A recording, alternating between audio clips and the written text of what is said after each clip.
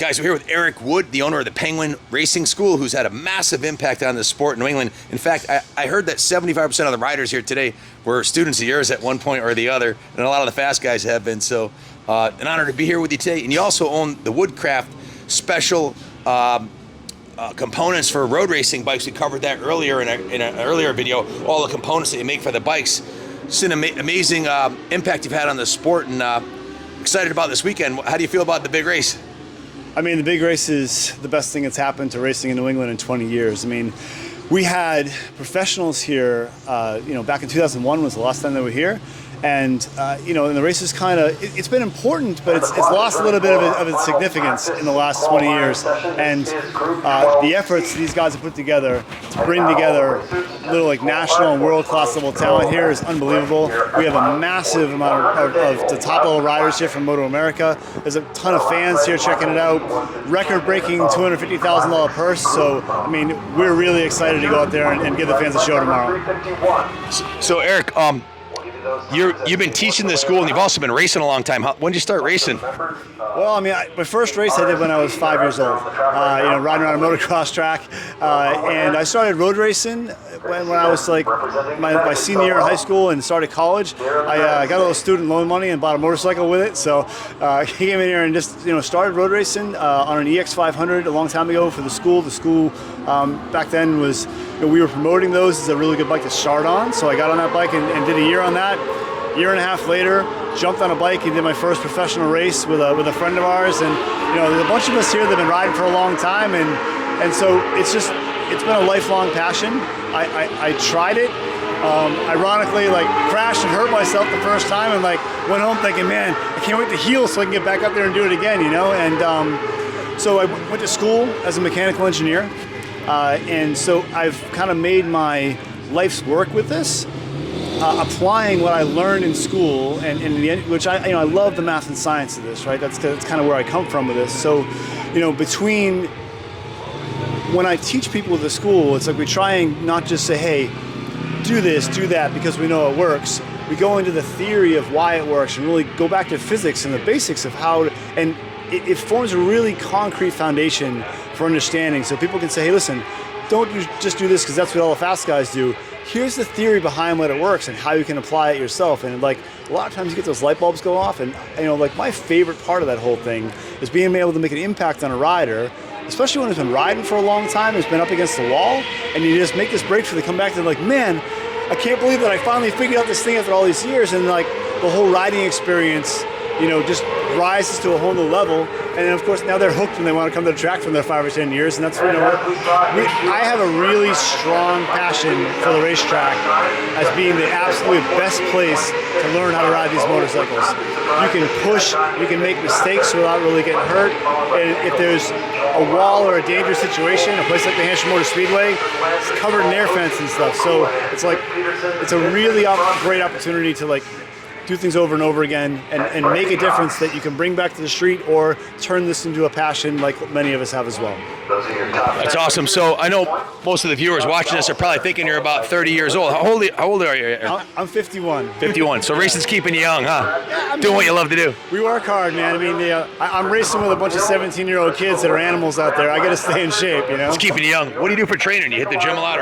I mean, for the last 6 months to get ready for this race, I've been doing 30 or 40 minutes of high intensity interval training, until you throw up, 5 days a week. That's literally, intense. It's what's required, man. If I didn't do it, I couldn't stay with these guys at all. They're amazing riders and amazing athletes at the same time. So being over 50, I got to work a little harder. So I got no excuses. This is there's only gonna be one of these 100th races, and I want to make the best impact I can. Well, you've got quite a racing resume. Also, how many championships have you won so far? I mean, on the national pro level, I've won 3. Those are the important ones. On the local level, it's a lot. It's more than 50. I'm not even sure what the number is. That's incredible. But, it's just, I've grown up here. I've done tens of thousands of laps around this place. I have a real passion for New Hampshire Motor Speedway, and, this is a really unique place, and it's an unbelievable training facility where if you can learn how to ride a bike fast here, you can learn how to ride a bike fast anywhere. You deal with all kinds of things. There's all kinds of different corners, and I have a big passion for this place, and I love it. I'm gonna be riding here for as long as I possibly can. The road racing school is obviously a huge passion of yours. You've helped a lot of people learn how to ride fast. And the Woodcraft company, tell us a little bit about that, because it seems like you tied together your passions of racing and your passion of being an engineer and all the education you had to do that into creating killer components to make motorcycles better, which is really just awesome. Brings everything full circle. It started where, I got out of school and I said, hey, what do I want to do? And I watched all my buddies that I went to college with, go into big corporate jobs in Boston, and I'm like, that's just not me. So literally I was a degreed mechanical engineer, and I went back to work in my bike shop for a few years and started racing. And, I've had kind of an entrepreneurial mind my whole life, and just was looking around for a thing to do, and then I found this opportunity where there was a hole in the market where back those days I started making rear sets, and a lot of guys were racing these motorcycles with stock foot pegs. It's almost unheard of now, but you go back 30 years ago, 25 years ago when I started in 1996, lots of people started on stock foot pegs. They're slippery, they're too low, you drag your boots, and so, I found an opportunity to create a service for the people that I cared about in the paddock, and trying to create a great product. And then it grew and grew over the years. So we've got 8 or 10 different product lines, and dealers around the country and around the world. And it's been a fantastic way to make a living doing something I love to do. Definitely the American dream. Highly educated engineer, you're a professional athlete, you're a teacher, you're an inventor. So just amazing how you've taken your love and passion and turned it into a really well-rounded career. I think a lot of people could learn a lot. Success leaves clues. Speaking of clues, show us the race bike behind us here and just point out the items that you actually created for this motorcycle and designed. Well, there's a lot of stuff. Our baseline product is our rear set kit right here. So, these move the foot pegs where you need to move them. They provide some extra grip. They have folding pegs, and, they give you the ideal posture to get on the motorcycle. And, we try and make a product that not just functions, but it doesn't just look pretty, but you got, racers fall down. That's what they do. So you got to make it so it survives. So we have a bunch of little things we did with the engineering of that product, so that if you fall, it breaks in a certain way that ideally you can pick the bike up and finish the race. It doesn't happen every time, but much more often than not, the product doesn't destroy itself or break the motorcycle. So that's one. We make case covers here. So, a stock magnesium case cover on a motorcycle, they're very thin. You fall over, they break. Many racing organizations actually require that you have a thick, heavy-duty cover to protect that thing, so you don't cover the track in oil if you fall down. Right? Just above that, you've got a frame slider. And this is like a plastic part. We use a motor mount and an aluminum mount on there, and then we have a replaceable plastic puck.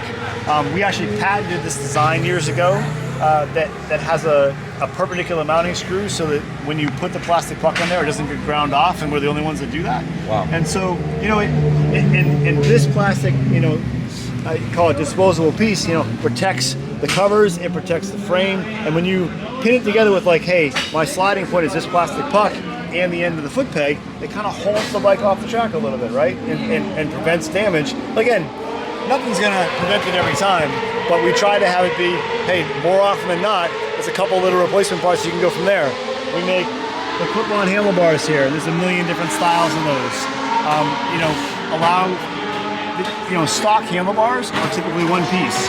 So if you break it off in a track day, you're done. You know what I mean? And so these inexpensive handlebars, you can change them in 20 minutes and you're right back on the track again. We make these lever guards. These are another requirement for racing.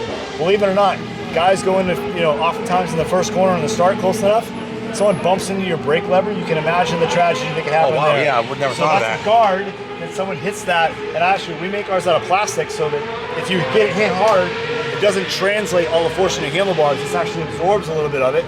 And, very cool. And so, and then we got... You designed this right here, too? That's another one of your designs? Yeah. So here's where the racer... you can have an engineer, but the engineer doesn't know what the problem is. You know what the problem is because it happened in your racing, so you're tying the two together. All I've done is over the years, as I've discovered problems and challenges, I said, okay, we'll fix them. What's the perfect thing that I could do to fix this problem?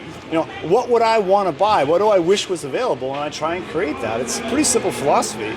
And I'm fortunate enough to this is my passion. This is what I love to do. And so I'm as entrenched in this world as you can possibly be. So, and I've got, not just my information, but my dozens and dozens of friends that do this stuff, and we talk all the time. We try and build what we want, So that's it works awesome. really well. So there's more, but that's What else is on there that you've made? I mean, Just point out quickly the other items. so like this axle slider right here, right? That protects the axle on the lower foretube and that kind of stuff. And again, we use that patented puck that we have that has like other companies that made those things, right?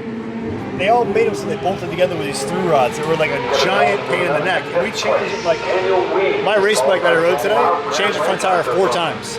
Like, I don't want to take that apart and have washers and space up. So we made a thing that engages in the axle itself, and I can literally just pull it off and I'm done. Nice. And so that's patented, so no one can copy that. Yeah, so it's like, that's Brilliant. so that's the type of stuff that we've got. So this isn't your race bike? This is my race bike. Oh, that is your race yeah, bike? I have Okay. a couple of them. You're racing that red one too? This is my personal race machine right here. And then I am riding, and of course, like other things I make, like these stands that the bike's sitting on. Yeah, I just noticed it. Yeah, and the rear stand in particular, we came out with a stand that is completely unique in the market, where we made an adjustable height, and that has a massive effect on the amount of force it takes to lift it up. When we have them set up right, and I'm not one of the kids that I work with is a 14-year-old girl. And I got it set up so she can pick up a big 1000cc bike on the stand by herself. Wow. So it's all about making leverage work. It's that's the engineer in me, just having fun with numbers and making stuff work. So that's awesome. and then we distribute other products that we don't make. Like we're the sole North American importer for Armor Bodies, which makes this bodywork here. We're the sole. Who is that again? Armor Bodies. Okay.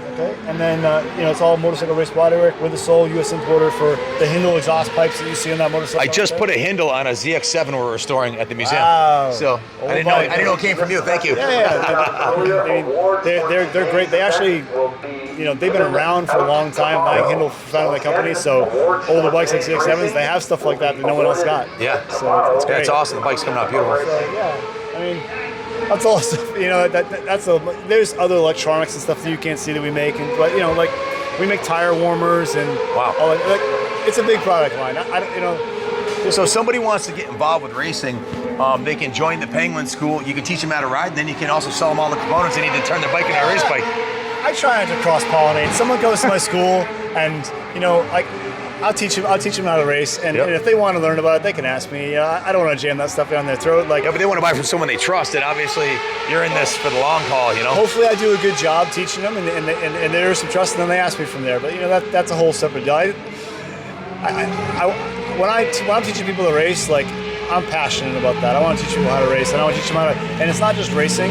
It's riding. It's an interesting thing that people think that racing and riding a track day, right, are two totally different things. And the truth is, a very simple philosophy that we follow a lot is that the things that the very best riders do in the world to go break, records and win world championships, those same techniques apply to everyday riders. 90% of what they do, the average rider can do. It's only that last 10%, when they're sliding, pushing and tucking and that kind of stuff that, they're doing a few things that the average rider doesn't do. But 90% of what a MotoGP or a World Superbike rider does, we can teach those basic techniques to street riders and make them faster and safer at the same time. Sounds like a labor of love. I'm sure what's an average work week look for you? How many hours a week do you work? But I know you love what you do, but it's a labor of love. How many hours a week am I awake? I haven't figured that out. So basically, you live, sleep, eat, breathe, dream this stuff. It's what I love to do. It's a rhetorical question because I do the same thing. Of course, right? This is your passion, and you're probably great at it because you think about it all the time. I love it.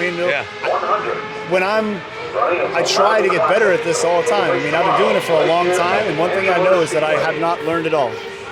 I can be taught by all kinds of people. I've learned things from students almost accidentally who've only been doing this for 5 or 10 years. I'm like, wow, I never thought about it that way. It's it's a really important philosophy to leave your mind open to new information, and you can learn something from everybody. That's awesome. So, are you excited about tomorrow? Big day. You gonna sleep much tonight? You have trouble sleeping? I'm okay. I've been doing this for a while. I'll dream for a while. I'll definitely be a couple hours tonight, and we'll sleep well, get up in the morning, and get to work. Well, we wish you the best of luck out there tomorrow. Tell us a little bit about the Woodcraft Ducati here over here. This thing's beautiful. Yeah, I mean, I'll be honest. I rode this bike for 1 day prior to this event, and I've been learning it all weekend long. So I rode Ducati very similar to this about a dozen years ago. And when we were talking about this event, I have a friend of mine down there that built engines for me, and we've kept in touch for a long time. And my buddy Edward, who runs a company called Desmo Maniacs. And I said, hey, we get this huge race this year, and this are all the rules and that kind of stuff. We were just talking about it, and he goes, hey, you know what? I have a bike just like that old 848 used to race. And he goes, we can make it fast. I'm like, really? We had the conversation, and yeah, we decided to get it done. So Edward put together a really fantastic motorcycle. It's super fast, and I'm excited about that. And so we get there, and we've been working on dialing the chassis in, because this is a very unique racetrack. Requires some really special setup to ride it as fast as we can. And you still got it going there? Oh yeah. Okay. And so I was just doing it and showing on the bike. It's such a beautiful piece. And so we've been just really working over the chassis setup and all the componentry and stuff. I got a couple of my friends who literally, the guys who are helping me is a friend of mine from college from 20 years ago who's just pitching in, and a mechanic that used to work for me when I was working with another pro rider at Motor America and stuff. And so we're just a bunch of friends getting together, having a good time, trying to make an impact in this race. We're starting on the second road tomorrow, and go out there and see if we can put it on the box. I'm going to give it my very best. That's awesome. What model exactly is this one again? That is a Ducati 848. Let me get a couple close-ups of this thing. It has Olin's forks on it. Yeah. Now, the rules of this class are very open. It's a middleweight class, right? So the Loudon class is kind of like the most common bike you'll see here is a 4-cylinder 600. But as you get fewer cylinders, you can have a little bigger CCs. So you can use a Triumph triple, it's like 700 cc's, or a twin up to 850. So the Ducati 848 falls right in the rules of the 850 class. Now the interesting thing about this is that when you fall in those displacement limits, there are no rules. You can modify this thing as much as you want. Wow. In fact, if you wanted to build a hand-built motorcycle from the ground up and do it, you could do it. And actually one of the riders here, Stefano Mesa, effectively has one of those. It's a company called Pierbon over in Europe that built a complete GP chassis around this 848 motor, and that's what he's racing. What's a bike like that cost to build? I think that's probably a $50,000 or $60,000 motorcycle, if I was just guessing. So, what does it cost total to build? I couldn't tell you. So this motorcycle is actually a Ducati 1098R that's had an 848 motor put in it. Oh wow! So it's a different chassis. That's where the Olin's forks comes from, and it's got the big wheels and the big axle and that kind of stuff. So, this was the motorcycle that was available, and I was excited to give it a try. And our lap times are pretty competitive. I think that even though we're in sixth tomorrow, I think we're only 0.4 of a second off a pole. And wow, it's a long race. It's 25 laps, so anything can happen. Just curious, what is the Alice? That is I believe that came with the paint job. Yeah, like that. That came from Florida, that. Yeah, we didn't stick it. That was a sticker that was cleared over that we couldn't peel off. Okay, it was a factory. The bike, Alice. Yeah. What year is the chassis? I believe this is a 2009. 2009. Yeah. So in this class, you can have essentially a complete works motorcycle. The rules of the class, if you fall in the displacement limits, are basically say, if you meet the displacement limits, there are no rules. It can be, if it's a twin cylinder, it can be 850. Anything you want to do. If it's a 4-cylinder, it can be 640 cc's. No rules. It's your modifications. You can do anything you want.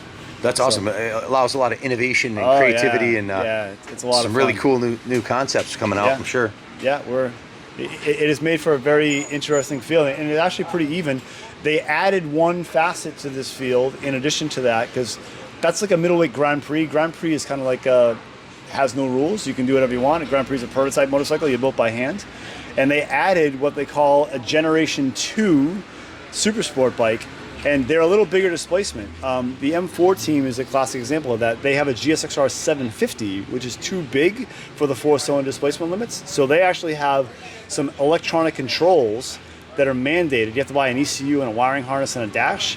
And when you go wide open, the manufacturer of that racing harness, which you can't break into or change, it says, hey, I don't know what the number is, but you can only open the throttle to 82%, and it creates a leveling field. Wow. And so I went down the straightaway today with the guys on the M4 Suzukis, and this fully built bike to the rules, and their Gen 2 bike, like dead even down the straightaway. It's a perfect match for the race, and That's it makes awesome. it work well. The rules worked out. Yeah, it really did. I was talking to the M4 Suzuki X-Star team. Yes. Yeah, John Ulrich earlier, and he said that their engines, since they're detuned, are lasting like a whole season. They said that they're like bulletproof. He had 4 spare engines. He didn't need one because the motors were perfect the whole year. No, well, they don't allow them to open the throttle up all the way, and so that just puts less load on the motor. And you're right, they'll last an entire season, and that's not typical for a professional level racing motorcycle, but it works out well. So you spend a little bit of money up front, getting the electronics package, but if it saves you maintenance, it sounds good to me. How long will you get out of an engine, this type of an engine? A little less. This one would probably have to get rebuilt at least once a year, maybe twice, if we were riding it at that level. So, this it's not built to the very ragged edge of disaster, but it's heavily modified. It is an absolutely stunning motorcycle. I've always been partial to the red Ducatis. I used to have a 900 SS. I used to come watch you guys race and then race all the way home to Connecticut on them. And I had a super light with the number plates on it and stuff. They're great. I'll be honest, when this model motorcycle came out, the Ducati 1098, I fell in love with the looks of it right away. And I looked at that bike, and every once in a while this happens. I'm like, man, I don't know how I'm going to do it, but I'm going to race one of those at some point. Yeah. And it's worked out well. They're a really great motorcycles. It's an iconic design with the rear exiting dual exhaust, the carbon fiber, and the swing arm. It's in the Olins. It's pure moto art for sure. Fantastic. Are your components on this bike too?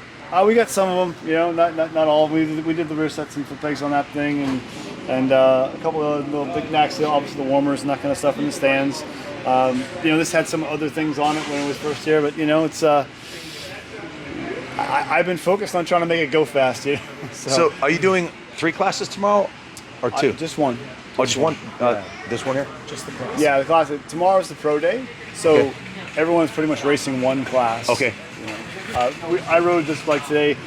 The way this weekend is set up is Friday has both the regional races, which we do here all the time, and some pro qualifying. Saturday's 100% pro day, and then Sunday again goes back to some regional races again. Are you racing Sunday also? Yeah, I'll be riding this bike again and a couple other things. So cool. We'll ride a few classes on Sunday. You're gonna put in a lot of laps this weekend, huh? Yeah, we are. All that training, hard work, and experience hopefully will pay off with a great finish tomorrow and a big payday, hopefully. I hope so. We'll give it our very best. We're excited, and we're grateful for the people that put all the work in to make this event come together.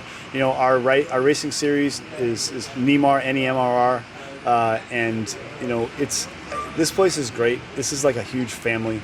I've raced everywhere around the country, and there's a lot of great people and I have friends.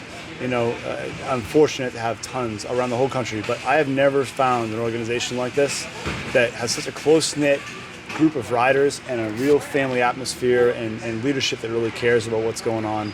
And I'm proud that this is my home facility and track. And there are opportunities here. If anyone is watching this video and even does track days and wants to come ride, there are places and ways to do that here that is way easier than anyone ever thought. You could have a good sport bike, and literally there's a place for you to come here and race, and the preparation for that motorcycle will take you about 15 minutes. Wow. We make it as easy as possible and as safe as possible for track day riders and street riders to come experience what's involved at the racetrack. And it's such an unbelievable sport. If you've ever had an inkling to think about it, the safety is probably way better than you think, and the people are better than you can imagine. So, take a chance, come out and give it a try, and I guarantee you're going to have a good time. I like the idea of going to the school. I think it'll take a lot of the stress out of being a newbie here, having somebody tell you and show you the ropes and spend a day in the classroom figuring out the do's and don'ts before you start doing some hot laps. 100%. I mean, it makes a huge difference. Some of them just in the first couple of classrooms, some of those bits of instruction that street riders have never got can be transformational in your ride. It can make an unbelievable difference. Well, hopefully I'll do the class and I'll do a video series on that, my experience there. Sounds awesome. I think it'd be a great thing to do. Maybe my son and daughter will come too. They both ride, so it'll be a good family experience. We'd love to have you. I mean, we've got a whole garage full of kids here. I mean, those bikes right next to you right there, the 2 blue bikes on the end, Those are owned by 12-year-old Nathan Betancourt. You're kidding me. Nope. Is that the same as the Betancourt family, Joey Betancourt? No, the Betancourt family that you're probably thinking of is the family that owned dealerships and Johnny, who raced for years. Yep. Just same last name, different family. So 12-year-olds racing these bikes? 100%. Wow. And he's a fantastic young talent, great kid, and a totally solid family. And this is like typical of what you see here. We've got, over the last few years, we've gone from almost none to there's probably 15 kids that are here. We're talking kids that are like 12 to 17 that are part of the sport, and their parents, and it's like it's such a growing opportunity for the kids because this sport's really challenging. And it is a motorsport, and there is risk, and they have to learn responsibility. But man, it's been amazing. We've been really fortunate. Probably one of the favorite things I've done in the last 5 years is we started this program called the Mentor Program. Myself and John Grush, who's the president of NEMAR, put that together with the Penguin School, and we essentially wanted to create a gateway where we said, hey, listen, we've been doing this for a long time. We're getting old.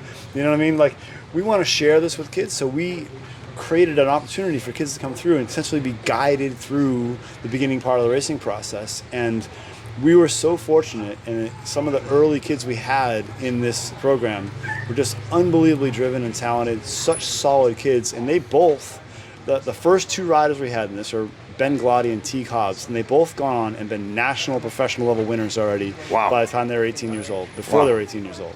And so those guys have been a foundation, and there's been a bunch of other kids that have followed in their footsteps that are professional level riders, and it's been probably the most fun that I've had in the last 5 years. I mean, I love to go out and race, and I still go out there and try as hard as I can every time, but man, when those kids do well and they make progress, I'm just as happy as when I went to race myself.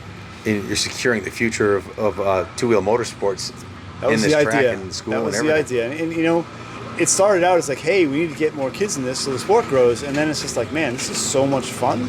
Like, it's become my primary passion when I'm up here in the last 5 years, and we really if the family enjoy it. wants to get involved, they can come here and camp out. I saw campers. This is like almost like a NASCAR event. Everybody's camping out here and staying for the whole weekend. And how many families with teenagers are spending the weekend with their kids? Maybe 2 out of 100, and one of them's doing motocross, the other one's doing road racing. Because both kids are taking off doing their own thing, spends hundreds of hours on the road together every year, and I don't think you can put a price tag on that. I mean, the quality time you spend with your kids, like, you get one chance to do that, and that's it. So it's been really great, and we've been really fortunate to have a bunch of really solid families with great people, and it's been a pleasure to get to know them all and watch them have their kids enjoy the sport. Guys, if you want to get involved, go on to Penguin. Is it Penguin Racing? Penguinracing.com is our Penguinracing.com, and that's the gateway to get into here, in my opinion. From the outside looking in, that's how I would want to do it. Or just show up at one of the track days. But I would say join the school.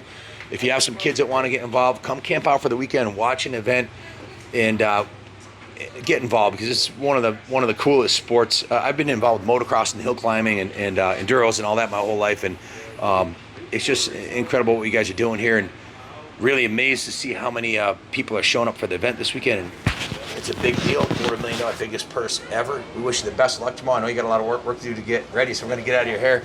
And but thank you for the opportunity to share. I my appreciate pleasure. what you're doing. It was an honor to interview you, and we wish you the best of luck. So thank you all for watching, and God bless all of you, and God bless the United States of America.